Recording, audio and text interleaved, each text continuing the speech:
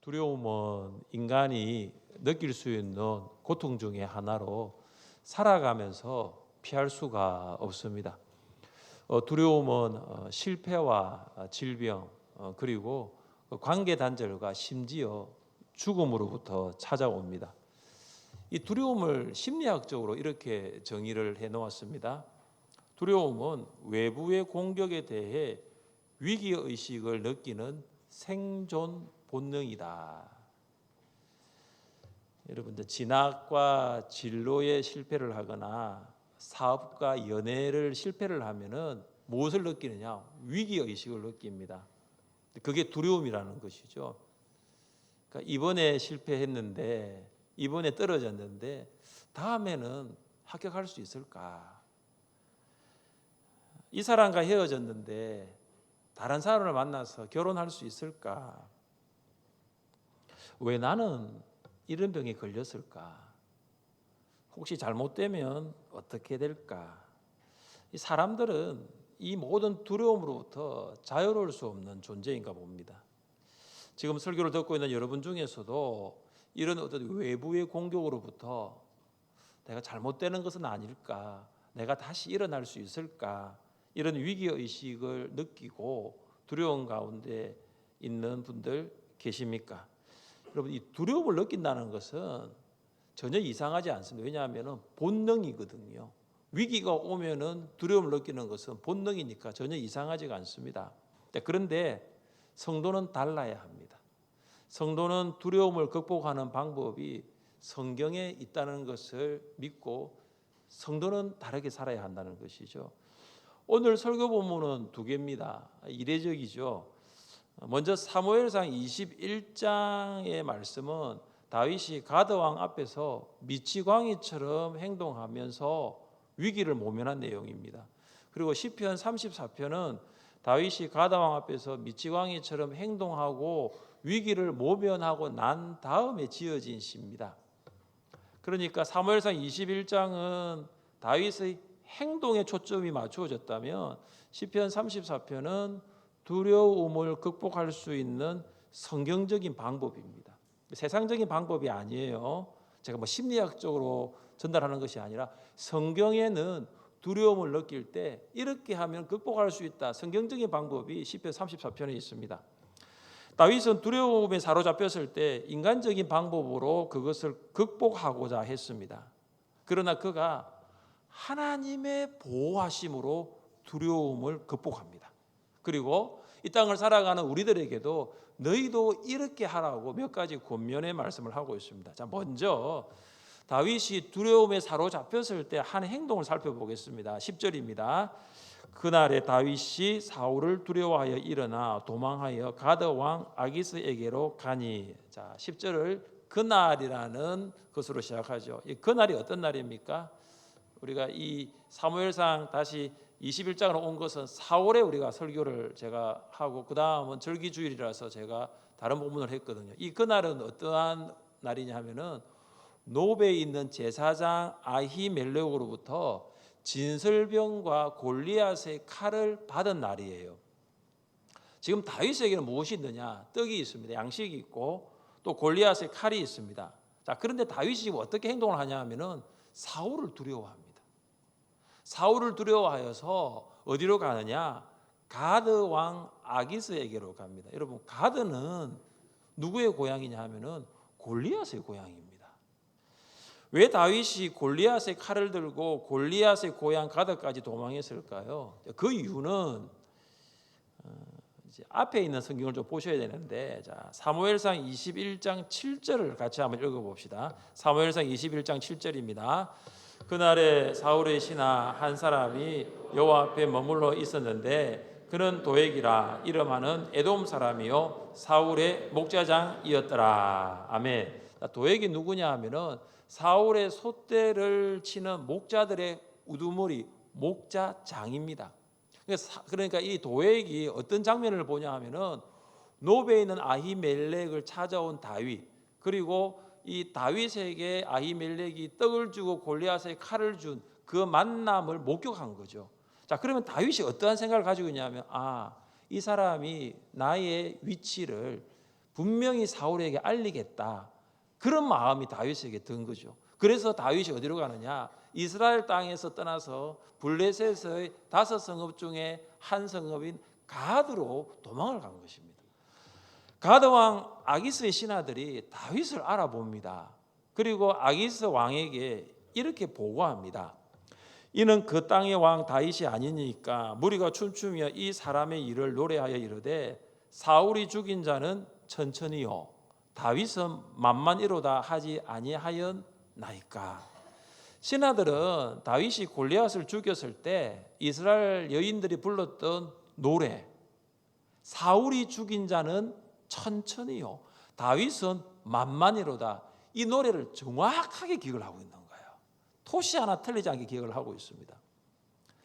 다윗은 도액이 사울에게 자신의 위치를 알려줄 걸 생각하고 블레셋 가드로 가면 안전할 거라고 생각을 했습니다. 그런데 어떤 일이 일어납니까? 신하들이 다윗을 단번에 알아본 거예요. 다윗은 그들의 전쟁 영웅인 골리앗을 죽인 사람입니다. 지금 다윗이 어떤 신세가 되었죠? 도간에 든 쥐신세가 된 거예요. 골리앗을 죽인 이 원수 다윗을 보복할 수 있는 절호의 기회가 온 것입니다.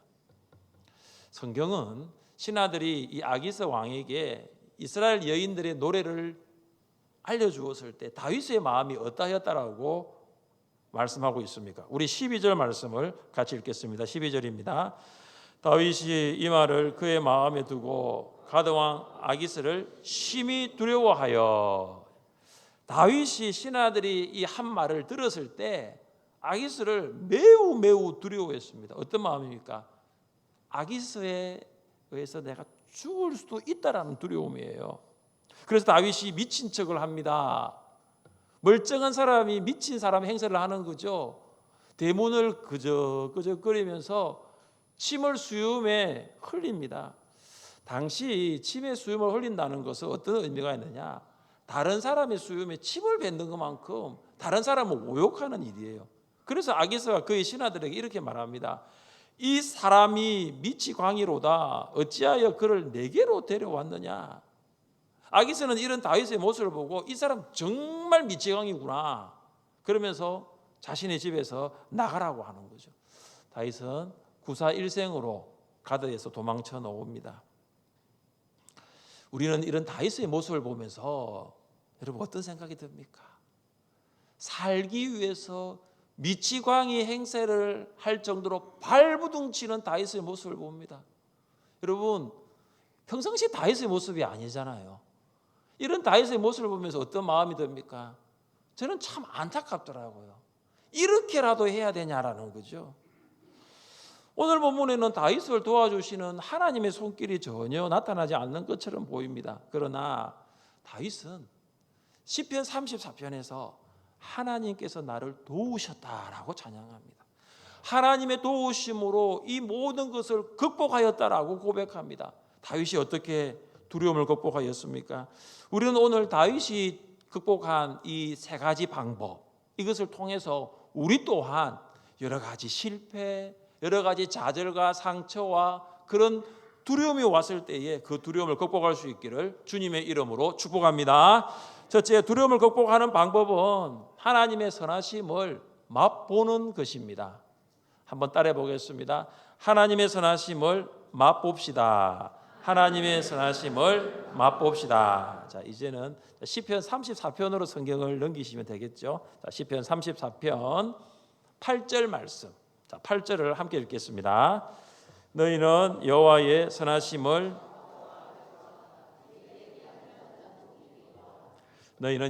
선하심을 맛보아할지어다. 그에게 피하는 자는 복이 있도다. 자, 여기 보면 여호와의 선하심이 나옵니다. 여러분 이 말의 의미는 뭐냐면 다윗 나 자신은 선하지 않았다는 거예요. 여러분 다윗은 결코 선하지 않았습니다. 다윗이 한 행동은 선이 아니었습니다. 다윗은 사울을 두려워하여 이스라엘 땅을 떠나버립니다. 하나님께서 임재하시는 그 땅을 떠나서 어디로 가냐면 이방 땅 블레셋으로 들어갑니다. 다윗은 블레셋 가드라면 안전할 거라 생각을 했지만 상황은 완전히 반전되어서 아기스 왕을 두려워하고 미치광이처럼 행동하였습니다. 다윗은 결코 선하지 않았습니다. 다윗의 행동은 선이 아닙니다. 그러나 하나님은 이 선하지 않는 다윗, 이 선한 행동을 하지 않는 이 다윗을 어떻게 하시냐면 선으로 바꾸시는 거죠. 선하지 않는 다윗, 선하지 않는 이 행동하지 않는 정말 악한 행동을 한 이 다윗마저도 하나님께서 선으로 바꾸시는 거죠. 다윗은 나의 부족함에도 불구하고 나의 이 실수와 연약함에도 불구하고 그는 하나님의 선하심을 맛보았습니다. 그래서 다윗이 우리에게 무엇을 권면합니까? 너희는 여호와의 선하심을 맛보아 알지어다. 하나님의 선하심을 아는 것과 하나님의 선하심을 맛보아 아는 것은 여러분 다릅니다. 여러분 소를 아십니까? 소 아십니까? 소를 아는 것과 소고기를 맛보는 것은 다릅니다. 소고기는 먹어봐야 됩니다. 소를 아는 것과 소고기를 맛보는 것은 같을 수가 없습니다. 우리 속담에 고기도 먹어본 사람이 많이 먹는다는 말이 있습니다. 하나님 선하십니다. 할렐루야. God is good all the time. 하나님 선하십니다. 하나님 언제나 선이십니다. 그러나 하나님을 선하심을 아는 성도와 하나님이 선하심을 맛본 성도는 같을 수가 없어요. 여러분 신앙생활이 뭡니까? 여러분 신앙생활이 무엇입니까? 신앙생활은 종교행위가 아닙니다. 신앙생활은 하나님과의 관계죠. 신앙생활은 하나님이 어떤 분이신가를 날마다 경험하는 거죠. 그것이 뭐냐? 하나님의 선하심을 맛보는 것입니다. 여러분 하나님의 선하심을 맛보는 신앙생활을 하고 계십니까? 교회는 열심히 나오시는데, 교회는 부지런히 나오시는데, 여러분 교회 나와서 예배드리면서 하나님은 선하십니다. 내가 믿는 하나님은 선하십니다. 여러분 이거 맛보고 계십니까? 하나님의 선하심을 맛보기 위해서 우리 어떻게 해야 할까요? 하나님의 선하심이 기록된 성경을 읽어야 합니다. 여러분 성경이 아니면은 하나님의 선하심을 맛볼 수가 없습니다. 여러분 이 맛에 대한 시편 성도의 고백이 하나 있어요. 우리 같이 한번 읽어볼까요? 주의 말씀의 맛이 내게 어찌 그리 단지요 내 입에 꿀보다 더 다니이다. 아멘. 자, 말씀에는 어떤 맛이 있죠? 말씀의 맛이 어떻다고요? 네, 단맛이죠. 단맛. 성경을 읽는 것은 그 성경을 먹는 거예요. 저는 그렇게 생각해요. Reading the Bible is eating the Bible. 여러분 성경은 책이 아니에요. 여러분 성경은 오늘부터 성경을 이렇게 생각합니다. 성경은 책이 아니다. 오늘부터 성경은 꿀이다라고 생각해요. 꿀. 꿀입니다. 성경은. 여러분 책을 읽는 것이 아니고 꿀을 먹는 거예요. 성경을 통독하는 시간은 책을 읽는 시간이 아니라 뭘 먹는 시간이라고요? 꿀을 먹는 시간이에요. 뭐 꿀맛이 어떻습니까? 꿀맛이죠. 달지요. 꿀 한 번 먹어본 사람이 있습니까? 2번 먹고 자꾸만 먹고 싶은 게 꿀이지요. 한 번도 안 먹어본 사람은 있어도 한 번만 먹어본 사람은 없습니다. 이것이 성경의 맛입니다. 성경 안 읽어본 사람은 있어요. 그러나 성경을 한 번만 읽어본 사람은 없습니다. 왜냐? 맛있으니까. 이게 성경의 맛이니까. 하나님의 선하심은 호텔 뷔페나 고급 레스토랑에 있는 것이 아니라 성경에 있습니다. 우리는 성경을 읽을 때 하나님의 선하심을 맛볼 수 있습니다. 여러분 목장은 하나님의 선하심을 맛보는 목장입니까? 저는 여러분의 목장이 하나님의 선하심을 맛보는 말씀 맛집이 되기를 원합니다. 자, 좌우에 계신 우리 성도님을 한번 쳐다보십시오. 자, 쳐다보십시오. 쳐다보는데 뭘 보느냐? 영적으로 살이 쪄 있는지 보시는 거죠. 다른 거 말고 영적으로 살이 찌고 있는지. 네, 영적으로 보십시오.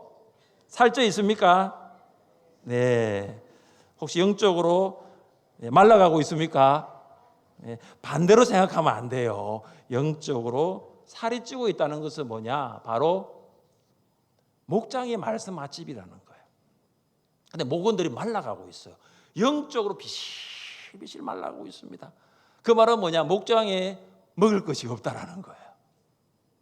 뭐 간식도 있고 과일도 있고 이 육적으로 먹을 거는 많은데 영적으로 먹을 게 없는 거예요. 배는 부른데 영혼이 배고픈 거예요. 저는 우리 하늘샘 교회가 말씀 맛집이 될 수 있기를 원합니다. 성도들이 한 주간 살아갑니다. 넘어지고 부족하여서 실수하고 그러더라도 하늘샘 교회 오면 무엇을 맛보느냐? 하나님은 선하십니다. 나의 실수에도 불구하고 우리 하나님은 선하십니다. 이 하나님의 선하심을 하늘샘 말씀 맛집에서 우리 모든 성도들이 좀 맛을 볼 수 있으면 참 좋겠습니다. 여러분, 하나님의 선하심을 맛보아 하십시오. 그러면 여러분, 나의 실수에도 나의 부족에도 모든 두려움을 극복할 수 있음을 믿으시기를 주님의 이름으로 축복합니다. 둘째, 두려움을 극복하는 방법은 하나님을 경외하는 것입니다. 한번 따라해 보겠습니다. 하나님을 경외합시다. 하나님을 경외합시다. 자, 시편 34편 9절을 함께 읽겠습니다. 9절입니다. 너희 성도들아 여호와를 경외하라. 그를 경외하는 자에게는 부족함이 없도다. 아멘.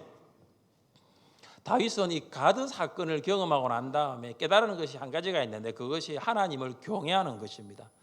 여러분, 하나님을 경외하는 것은 하나님의 위엄과 능력을 경탄하고 하나님 앞에 서는 거예요.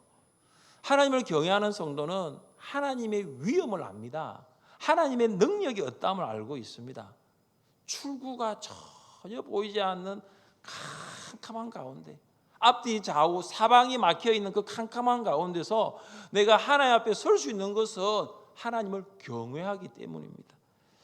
앞에는 성남 파도가 이렇게 넘실거리는 홍해가 있고 뒤에는 사막 폭풍을 일으키며 추격하는 바로와 그의 군대가 있습니다.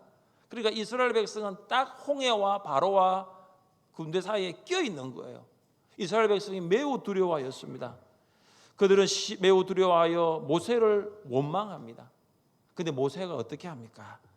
출구가 전혀 보이지 않는 두려움 가운데서 모세가 어떻게 합니까? 모세가 하나님 앞에 섭니다. 그가 하나님의 능력과 위엄을 믿습니다. 그리고 모세가 백성에게 이렇게 말합니다. 여호와께서 너희를 위하여 싸우시리니 너희는 가만히 있을지어다. 아수르의 군대 18만 5천 명이 유다를 공격합니다. 18만 5천 명이에요. 그때 히스기야가 두려움을 느낍니다. 히스기야가 어떻게 합니까? 옷을 찢고 굵은 배를 두르고 성전에 올라가 하나님 앞에 섭니다. 그리고 이렇게 합니다. 이제 우리를 그의 손에서 구원하여 주옵소서. 구원하옵소서. 모세가 하나님 앞에 섰을 때 홍해가 갈라지는 역사가 일어납니다. 히스기야가 하나님 앞에 섰을 때 하나님께서 아수르 군대 18만 5천 명을 하루아침에 송장되게 하십니다. 사랑하는 성도 여러분, 홍해라는 건널 수 없는 문제가 여러분 앞에 있습니까? 이겨 싸울 수 없는 아수르의 군대와 같은 문제가 여러분을 둘러싸고 있습니까? 그때 하나님을 경외하시기를 원합니다.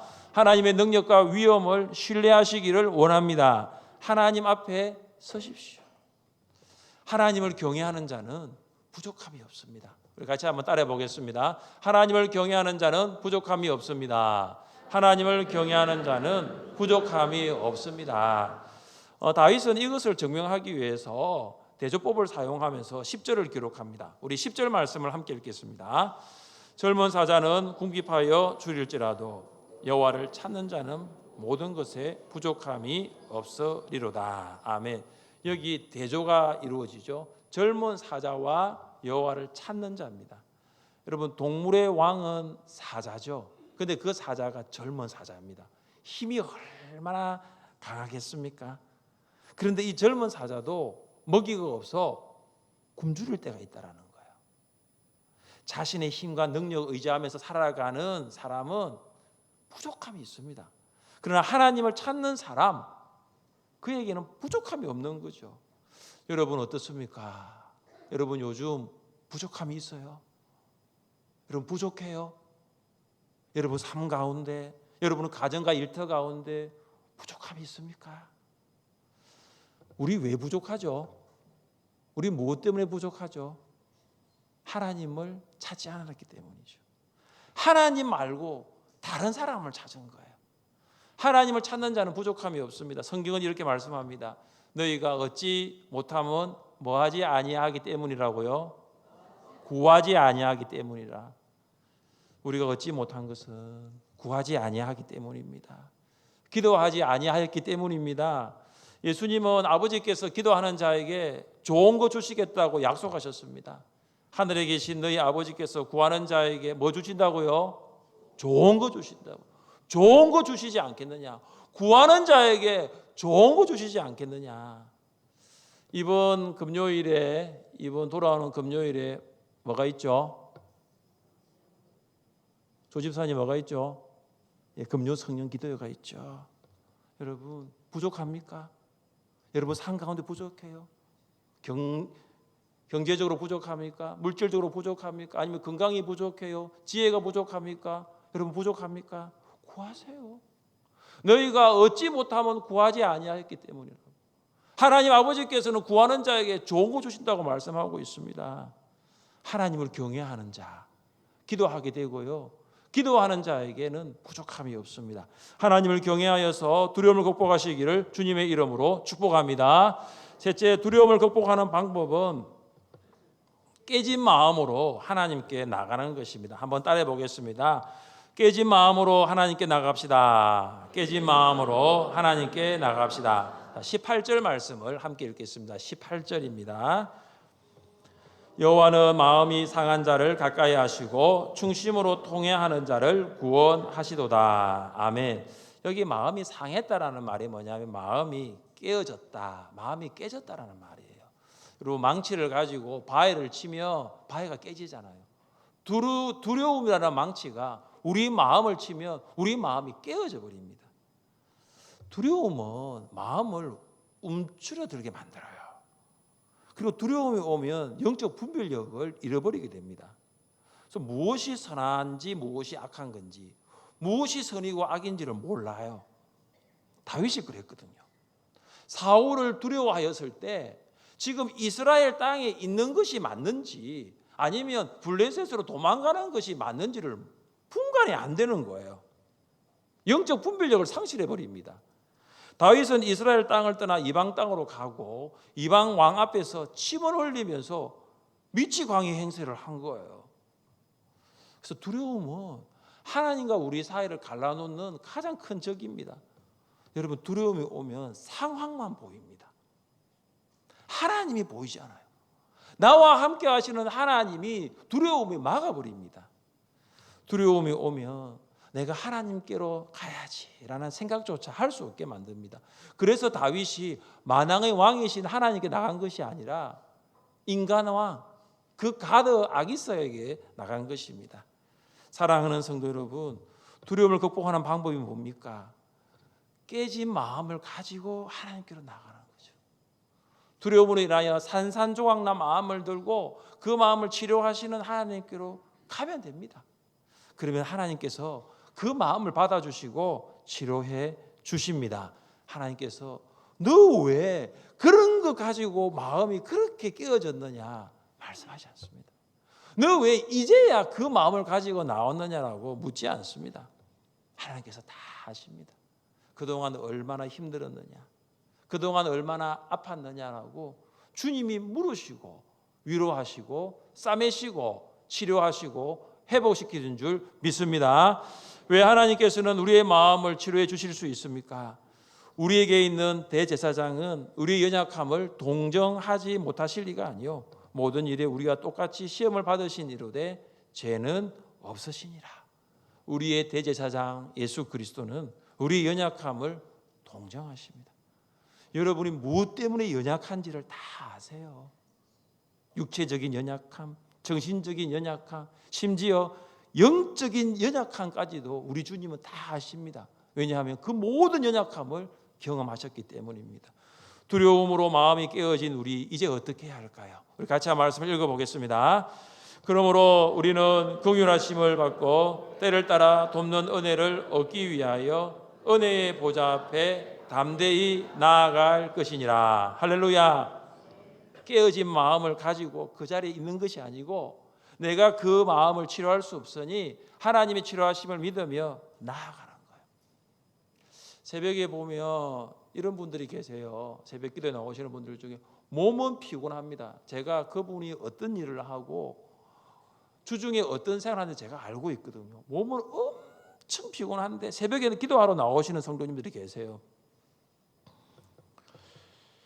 무엇 때문에 마음이 깨어져 있는지는 알 수 없지만 제가 그렇게 기도합니다. 하나님, 그들의 마음을 고치시고 싸매시고 회복시켜 주옵소서. 몸은 피곤하지만 이 깨어진 마음 때문에 주님 앞에 나오고 있는 것이죠. 1912년 타이타닉호는 대서양을 항해하고 있었습니다. 당시에 이 제일 크게 건조된 호화 여객선 타이타닉호가 처음 대서양 횡단을 합니다. 그러니까 유럽과 미국의 저명한 인사들이 그 배에 다 승선하였습니다. 그런데 불행히도 이 배는 대서양 빙산에 부딪혀 침몰하기 시작합니다. 배에 몇 개 있는 구명정은 어린 아이와 그리고 노인과 부녀자들이 먼저 타고 대다수의 사람들은 구명정이 없어요. 그래서 가라앉는 배와 함께 침몰하고 있었습니다. 승객들이 정신을 잃고 불안과 두려움 가운데 있을 때에 그들에게 어떤 일이 일어났을까요? 그 배에 함께 탄 악단이 있었어요. 이 악단의 옷을 다 입고 자기의 악기를 들고 갑판 가운데 나옵니다. 사람들은 이제 살려달라고, 침몰하는 배 가운데 살려달라고 아우성을 치고 있는데 이 악단의 지휘자가 지휘에 따라서 곡을 연주를 합니다. 곡을 다 연주를 하고 마지막 곡이 있습니다. 그 마지막 곡이 찬송가예요. 찬송가를 연주를 합니다. 그 찬송가가 울려 퍼집니다.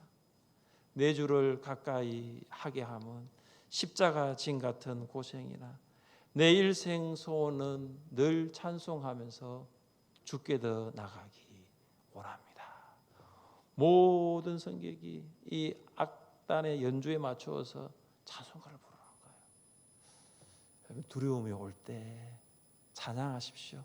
여러분, 찬양은 두려움으로 둘러싸인 여러분을 하나님께로 가까이 인도해 줄 것입니다.